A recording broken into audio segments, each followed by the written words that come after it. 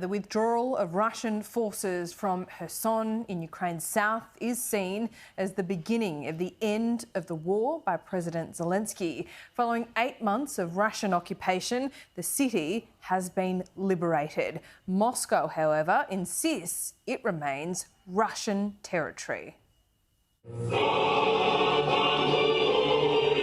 It was a display of strength and a reflection of what still needs to be done. Even though the city is in artillery range, President Zelensky arrived for a victory lap of Central Square. The moment is very important. That is the biggest city what was occupied since 24th of February. So that is the biggest city, and now it's free. So Ukraine came. So I'm happy. The Russians may have been forced to retreat in a humiliating defeat here, but the war still looms darkly over this city. It has been relatively quiet here over the last few days, but it's interesting. On the day that President Zelensky arrived in the city, it's been much more active.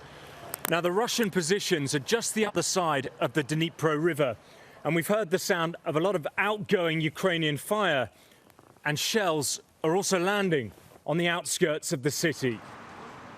The liberation of Kherson, which only a few months ago Vladimir Putin annexed and declared as Russian forever, has given this country a major boost. And what's happened is still sinking in. What does liberation mean to you? This is a freedom, you know. The word freedom right now means a lot for us.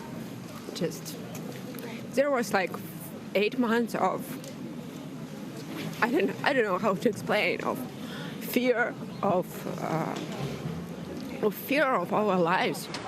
But living is extremely hard, and at the local markets, the prices keep going up. Vlad and Marina are struggling to provide for their baby. У кого маленькие дети, семьи, это вообще мучение. Одно только купить, вот памперсы, сами видите, в гривнах 750 гривен, да, при том, что заработка нету, это невозможно вообще.